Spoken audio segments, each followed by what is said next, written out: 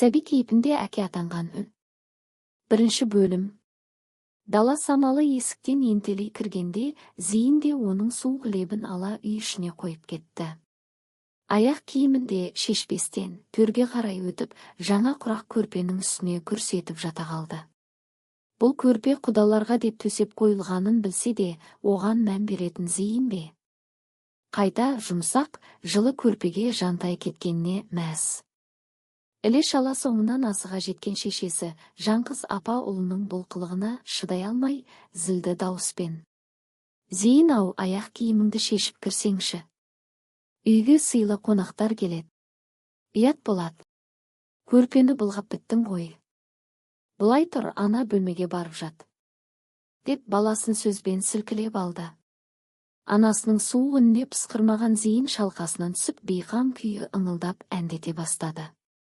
Жаңғыз апа оның бұл қырсықтығына ет үйренгенімен бүгін ашуланатын жөні бар еді. Үйде қонақ күту оңай шаруа ма? Ойға алған тірлігінің бәрі бітпей жатса, оған қоса мынадай бала жүйкесін жұғартса, шыдап көр. Дегенмен ол ұлына ұрсып жекіп ештеңе өнбейтінін білетін.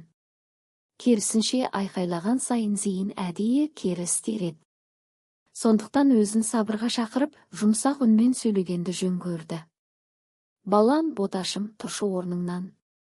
Сен ақылды емессің бе? Анаңның айтқанын тыңдашы. Қазір үйге сыйлы қонақтар келеді. Сен тәртіпті болмасаң, олар саған күледі».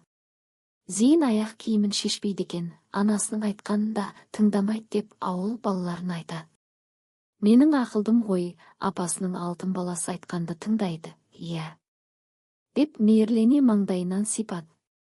Жанындағыларға қырсығып айтқанды істемейтін Зейін анасының бұл жолғы жылы сөздеріне еріксіз иілтіп қалды. Жаңа төселген құрақ көрпені алақанымен сипап, бір қырына аунап жатқан күйі: «Анашым, неге маған да осындай әдемі көрпеше салмайсың?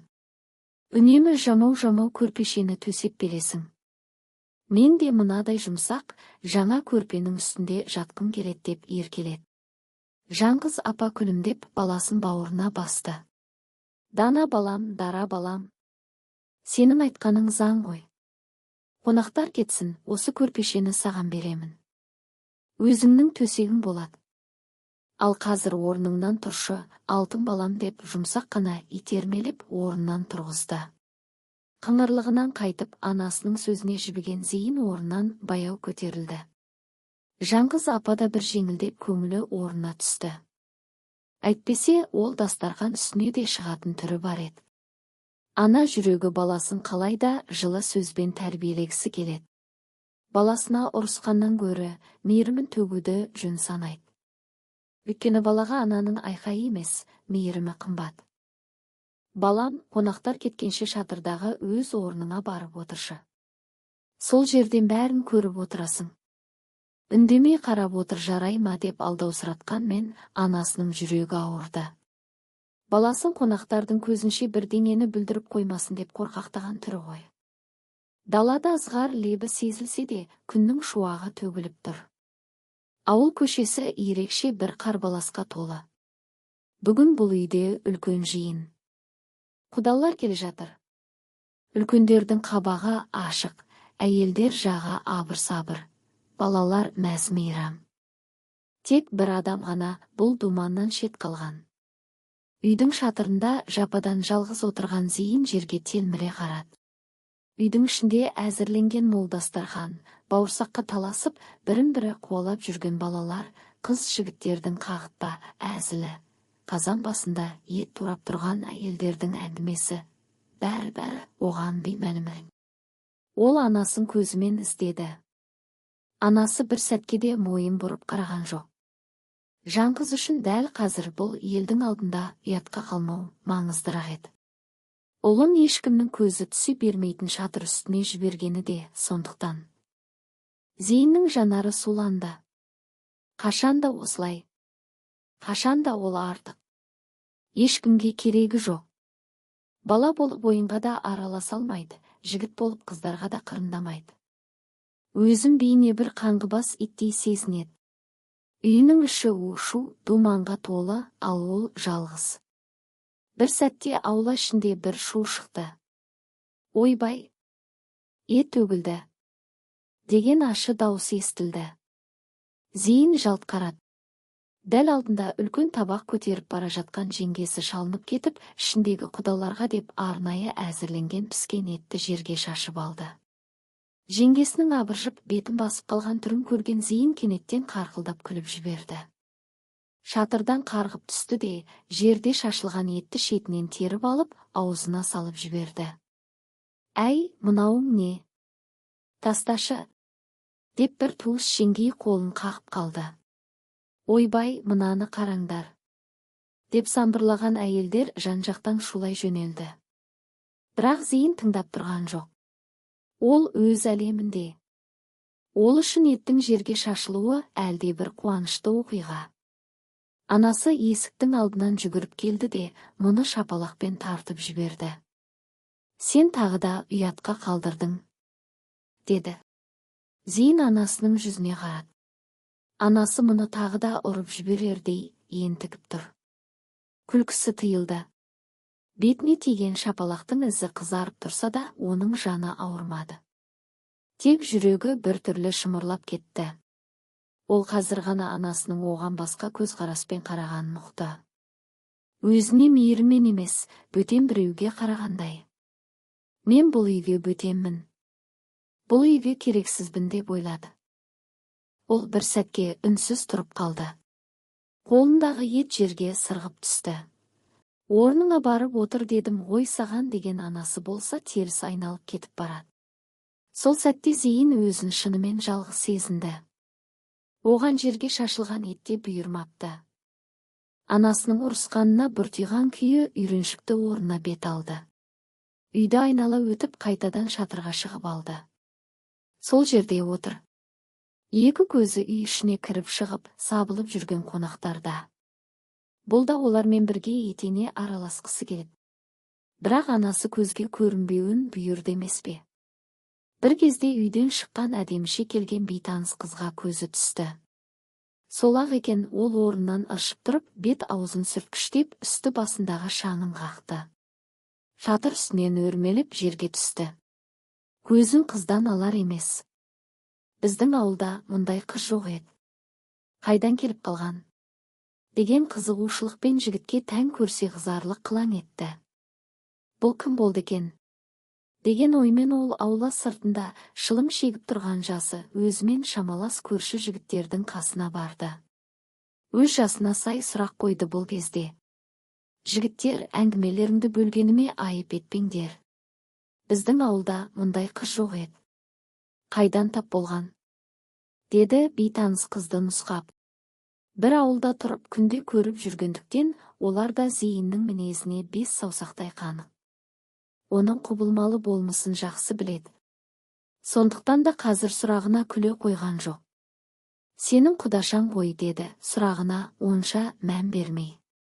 Бәсе, мен мұндай қызды бұрын соңды көрмеген едім деген Зейінге олар көңілде бұрған жоқ. Жігіттер, шылымдарың бар ма? Деп бір тал темекі сұрады бір кезде Зейін. Жақтырмаған сыңай танытқанымен осыдан құтылайық деді ме екен. Екі жігіттің бірі қалтасынан темекі алып ұсынды. Ал құшырлана темекіні сорған Зейіннің көңілі марқайды, құдаша қыздан көз алатын емес. Бойын ерекше сезім биледі.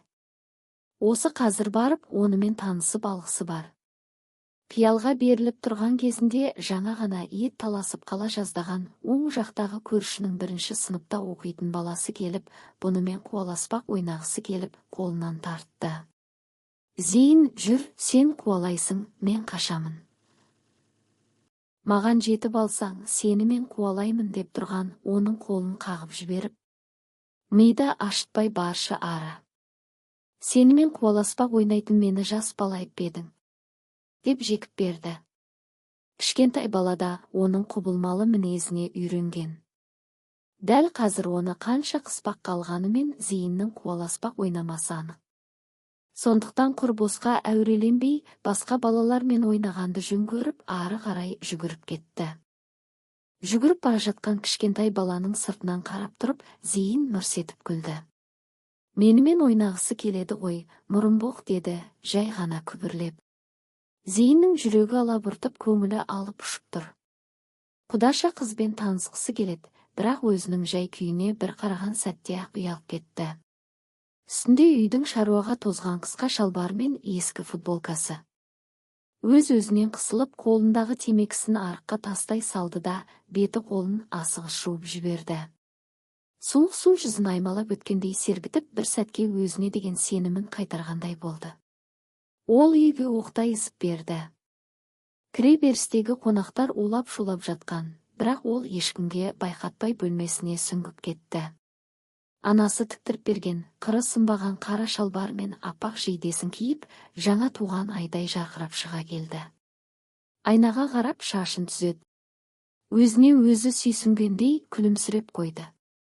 Енді ұялмай баруға болады деп екі қолын қалтасына салып, есік алдына қарай асықты. Сыртта күлімсіреген Құдаша тұр. Оның нәзік болмысы көктемгі таң шапағындай жұмсақ, көздері тұңғиық көлдің суындай терең көрінді. Осы сәтте Зейін өзін тау басынан төменге қарай жүйткіп келе жатқан өзен суындай сезінді, тоқтай алмайды, кері шегінуге де жол жоқ. Жаңа ғана баласын ойнап жүріп бірдеңені бүлдіріп қоя ма деп алаңдап, шатырға шығарып жіберген жаңқыз енді оның Құдаша қыздың алдында сыптай болып тұрғанын көріп таң қалды. Алдарына тез жетіп барып, «Балам-ау, қашан келіп қалдың? Жүр былай» деп қолынан тартпақ болды. Зейін қолын ақырын ғана тартып алды. Даусы жұмсақ шықты, бірақ ішінде қайсарлық бар. «Апа, не болды? Қойсаңызшы, мен енді жас бала емеспін ғой. Мені Құдаша қыздың алдында ұятқа қалдырмаңыз». Ол жалғыз өзі зерігіп тұр, танысып, әңгімесін тыңдап, көңілін көтерейін деді. Жігіт болып сөз бастағаны қайбір жетістік дерсің, сәлден соң анасы кәмпит бермей қойса, өкпелеп, бұртиып қалатыны анық. Бірақ жаңғыз ана жүрегімен сезді, дәл осы сәтте баласының көзінде бұрын соңды болмаған ерекше ұшқынның барын. Шынында да ұлын әрқашан осы қалпында көрсе ғой. Бұл сорлы ананың өмір бойғы арманы емес пе? Бірақ өшпестей таңба басылғандай. Уақыт өте келе бұл да өтер, баласы тағы да сан құбылып, ойын өзгертер. Жаңқыз ештеңе демеді. Іштей Аллам өзің жар бола гөр деп күбірлеп баласының еркіне қойды да өз шаруасына кетті. Зейін тамағын бір мәрте кернеп алды. Сосын Құдаша қыздың алдына барып сыпайы үнмен: «Сіз Ләззат жеңгемнің ағасының қызы боласыз ба?» деп сұрады. Қыз оның басынан аяғына дейін көз жүгіртіп, байсалды қалпымен басын изеді. «Иә». Зейін қызға барынша сыпайы, салмақты сөйлеуге тырысты. Дауысы жұмсақ шықты. «Мен Ләззат жеңгемнің туған қайнысымын. Неге бұл жерде жалғыз өзіңіз тұрсыз? Ішке кіріп, қонақтармен бірге отырмайсыз ба?» деді. Құдаша қыз оған көзін төңкере қарап жымиып қойды. Оның жанары жас көктемнің мөлдір шық тамшыларындай тұнық еді. Зейін дәл қазір осы көздерге сүңгіп кетіп қайтып шыққысы келмеді. Оның сөзіне қарап, ешкім оны есі ауысқан деп ойламас еді. Мүмкін жүрегінде буырқанып жатқан сезімдері әлі де толық оянбаған болар. Бірақ ол өзін барынша байсалды ұстауға тырысты. Зейіннің тұрқы тау басындағы жалғыз өскен алып қарағайдай еңселеді. Кеудесі кең, иықтары қақпақтай, қара мұрынды, ұзын бойлы, сұңқардай сымбатты. Егер ретімен сөз айтса, бұл дүниеде оның алдында жоқ дейтін қыз болмас па еді. Бірақ бір кем дүние деген осы шығар. Осындай келбеттің орнына жаратқан неге бүтін ақыл бермеді екен? Жаңғыз да кейде осындай ойға шомып жүрегін қыспақ қылатын. Баламның көрікті жүзіне керек. Оның орнына ақылын тұнық, санасын бүтін етіп бермедің бе, жаратқан деп тағдырға реніш білдіретін. Құдаша қыз балкүміс Зейіннің сөзіне үнсіз бас изеді. Жігіт оның жанарынан ұяңдықпен бір түрлі жылылықтан аңғарды. Бұл жылы шуақ кеудесіне еніп, жүрегін бір сәтке қыздырып өткендей болды. Бір қызығы, Зейін енді Балкүмістің қасынан алыстай алмады. Әңгіме айтып, оны күлдіргісі келеді, жүрегінің түбінде оянып үлгерген сезімді білдіргісі келеді. Бірақ оған лайық сөз табу қиын еді. Ал Балкүміс, ол жігіттің әр сөзін көктемнің жылы самалындай құлағына сіңіріп, үнсіз тыңдап тұр. Зейін тіпті көшенің бұзық кішкентай балалары айналшықтап, оны мазақ қылып, құйрығынан бір теуіп қашқандарына да мән берген жоқ. Бұрын болса қиқарланып ашуланар ма еді?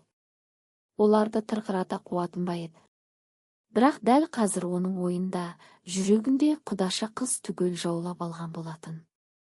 Қолын қалтасына салып, жерге байыппен түкіріп қойып, әжептәуір әңгімеге көшкен Зейінді бауырлары көрсе, танымай қалатын еді.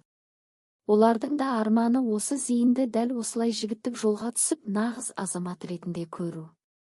Жаңғыз ауланың бір шетінде тұрған екеуінен көз алмады. Бұл көрініске шүкіршілік айтты. Уақытша екенін білсе де, ұлын дәл осы қалпында көру оның өмір бойға арманы емес пе? Ана жүрегі баласының қуанған сәтіне шексіз қуанып, жүрегіндегі ауыр мұңды бір сәтке ұмытты. Бірақ бұл бақ қанша уақытқа созылар екен? Сен анау жотаны көрдің бе? Зер салып қарашы, неге ұқсайды? Деді Зейін, көзі ұшқын ата Балкүмістен сұрады. Қыз басын шайқап, білмедім. Неге ұқсатарымды білмей тұрмын деп иығын қиқан еткізді. Расында да үйдің жанындағы жотаны неге ұқсатарын білмей ойланып қалды. Иттің тұмсығына ұқсайды. Жақсылап қарашы. Мына төменгі жағы сүйірленіп біткен. Дәл иттің тұмсығы сияқты. Көпшілік байқамайды, бірақ менің қолымда болса, осы жерді ит тұмсық деп атар едім. Кеттік, жотаның төбесіне шығып келейік, деді Зейін сенімді түрде. Балкүміс жігіттің тапқырлығына таңырқап, жотаға қайта зер салды. Шынында да формасы иттің тұмсығына келіп тұр екен. Оны екінің бірі аңғара бермейтіндей. Қыз ішінен Зейіннің байқампаздығына, ерекше қырағылығына сүйсінді. Екеуіне басқалар таңырқап қарай бергенін Балкүміс сезіп тұр. Ыңғайсыздана бастады. Өйткені әпкесінен Зейін туралы жақсы хабардар. Ләззат әпкесі мүлдем басқаша жеткізген секілді бұл жігіт туралы. Ол айтқандай есі ауысқанға ұқсамайды ғой. Әпкесі бұған, қайынның Зейіннің есі кіресілі шығасылы. Кейде үлкен ересек адамдарша ақылды болып қалады. Кейде 5 жасар баланың тірлігін істейді деп еді. Бірінші бөлімнің соңы. Жалғасы бар. Құрметті тыңдарман, әңгіменің жалғасын тыңдау үшін каналға тіркеліп алыңыздар.